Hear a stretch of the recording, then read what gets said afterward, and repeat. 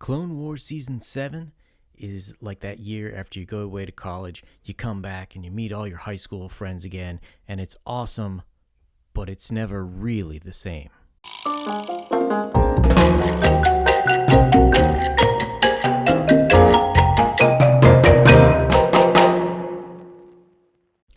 Hey everyone, Yan Zhao back again. Sorry about the absence recently. I've had a lot of plague-related nonsense that's been keeping me away from YouTube, but I am back, so definitely click subscribe, click like now, and you'll see all the new videos coming up. Star Wars decided to go back to one of their highlights, which was the Clone Wars, originally airing on Cartoon Network, now by Disney. Why so long? I'm not sure. The original show ended after season 5 in 2012. That's 8 years. There was a season 6, which I think was kind of sort of supposed to be unfinished. It was almost done and going to show on Cartoon Network, but what happened is, due to Disney buying Star Wars in 2012, it ended up being on Netflix for whatever reason, and that was supposed to be that. Now, I don't know if this is a deal where Cartoon Networks had the right to air something like this for a certain amount of time after, and Disney had to run out the clock until they could show it on their own thing again, or if the poor showing in feature films in the last few years made them desperate to get a younger audience back. I don't know, but in any way, it's pretty awesome overall. Episodes 1 through 4, which we'll start off with, they pick up with the clones. You've got Rex, Cody, and what's left of the clone force. They are fighting on a planet. You've got Anakin there, and you also have Obiwan Kenobi. And the Republic is, of course, taking it on the chin. What happens is they come to find out that there's a certain, what they call, algorithm that can predict the clone troopers' tactics and movements. I don't know how that works for Jedi, why it can predict their stuff, but it does. And we come to find out Cody believes it's actually his long-lost brother, Echo. Cody enlists the aid of this other group of clone warriors named the Bad Batch. And now the Bad Batch is based on Arnold Schwarzenegger's crew from the immortal movie Predator. You have a bunch of clones that had sort of genetic defects, would almost be rejects, but because of this, they become super awesome good at different things. Cody and Rex hook up with them, and they go and raid some facilities on this planet, find out where he is off-world. They get Anakin, and Anakin, of course, is going to hook a brother up, and he goes with them to try to rescue Echo. To me, this was a really interesting place to start your revamp of the series. Now, the series itself, in tone and in looks, is pretty much the same as it was back in Season 5. You don't have the silliness, the childishness, the cringiness, I guess you would say, that you had in Season 1 with a lot of the characters. It has a somewhat more serious tone, although it is still very clearly a kid's show, but it never really pokes you in the eye with silliness. As of this recording, I believe we are on episode 8, so we'll get into those other episodes later, but the rating of these first 4 are actually pretty darn good if you look on IMDb. 8.4 stars, 8.3, 8.6, and then it sort of drops off when it goes to Ashoka in episode 5.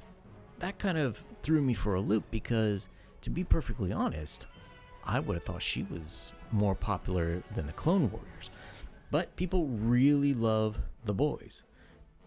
The Bad Batch is a nice addition to this overall group. Now, they are a little bit silly. They amp them up a bit, but they are a nice homage, A, to 80s movies, which were awesome, and B, to Special Forces and kind of the need to get more troopers in, as we've lost a lot of troopers over the years. Interestingly enough, we have a number of great scenes in the B stories You have your A story, which for the most part is what's going on with these clone troopers, and the B story is more or less what happens with Anakin, what happens with Obi-Wan Kenobi. So we find out that Obi-Wan knows what's going on with Anakin and Padme, as Anakin needs to stop to make a call to the girlfriend, check in on time, how that goes. And we see a continuation of the slide of Anakin Skywalker from a force for good down into the evil Jedi that he will become. We see a scene where he pretty much straight up murders the leader of this separatist ship, or the, I don't want to say platoon, division of soldiers, whatever you call it, that's fighting the war on this planet. It's a giant spider-like guy. He basically just runs him through with a lightsaber in a kind of a oh crap type of way. Not quite as bad as killing the younglings, but you could see that he's definitely on his way. I like that they are starting to use this show to show his more evil side. And I wonder if, as we go along, we're going to see part of this is because Ashoka had left, and now there's sort of no check on his ego, no check on his ambition, nothing to sort of draw him back to the light side. Yeah, Master Kenobi is still there, but the two never got along. As I said in the intro, this show is great, but it feels like that summer after you came back from college and you met all your high school friends, after you've all been away, and it's cool to hang out with them and you're still having fun, but things are just different. And it's kind of hard to say, is the show different or am I different? Or is it both? This show had ended in 2012. It is currently 2020. That's 8 years. That's a long time. We were in a much different place in the world. The show itself had started in the 2000s, which in the US was still war on terror time. Then you had the Great Recession, and things were different. Then you had the later Obama years. You had a booming economy after that time, until now we're in plague times. But the whole psyche of the country had changed. And one of the things that we could see in this is Disney is interfering in certain ways with the show itself. There were 2 episodes in particular that were edited by Disney executives. One of them was one of the transport ships that the clone troopers were going to take to go on the mission. We see Anakin looking at what would have been a cheesecake pinup picture of Padme. Now, this is reminiscent of the World War II bomber paintings that crew members would do. They would paint scantily clad women on there, and it was boys being boys type of a thing.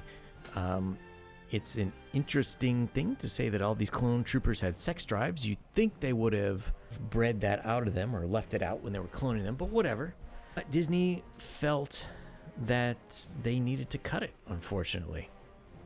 And then we have an episode or 2 later, they cut out another scene. There's this kind of ball that sends electricity out everywhere, almost like a grenade that would kill everything. And we see the enemies try to use it against the clone troopers and Anakin once, but they escape the room before this thing goes off. And then there's another scene later where one of the natives of this planet that helps the clone troopers, the separatist forces use that electric whatever bomb on one of them and tortures him to death. That was cut out as well. One of the problems I have with that is war needs to, in my opinion, it's better if it's not shown as fun.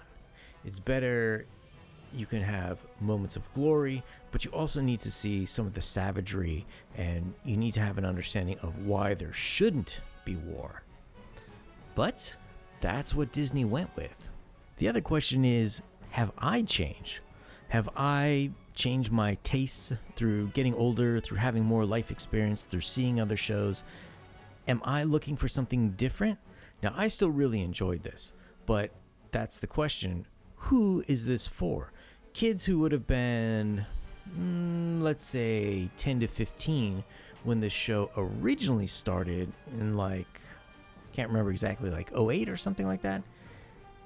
Well, if you were 10 in '08, you would be in your early 20s now. Is this still doing it for you? What about people who are older, who were maybe late teens or about 20? Well, you'd be in your early to mid 30s now.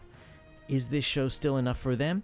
Or is this sort of a redo where Disney is expecting a new batch of 10 to 15-year-olds to start watching the show? I don't really know. For me, it's a little bit curious because do kids that young know this show? Or is it kind of past them? Have they seen it all on different streaming services? Or are you just sort of hopping in the middle of season 7 where you're supposed to know who all these people were? I gotta admit, I forgot who Echo was completely. I don't even remember the storyline where he went missing. As far as shows go, it's certainly as good as it ever was.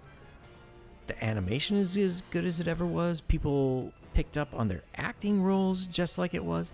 So if you like the original show, I definitely think you'll like this. Is it good for kids? I don't know. People are home for the plague. Start binging those old shows. You got nothing but time. Let those kids watch those episodes, catch them up, and watch season 7. All right, everyone. Thanks a lot for tuning in. I look forward to making more videos and talking to you guys again real soon.